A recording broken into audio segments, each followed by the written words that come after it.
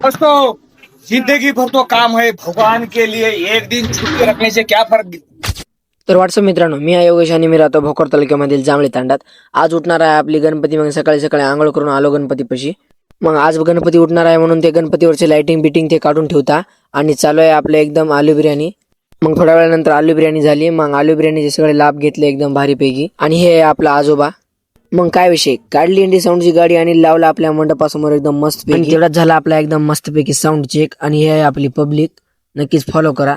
आणि मग आपल्याला गणपती बाप्पासाठी गाडी ते सजवायची होती, मग ते सजवून घेतल्या.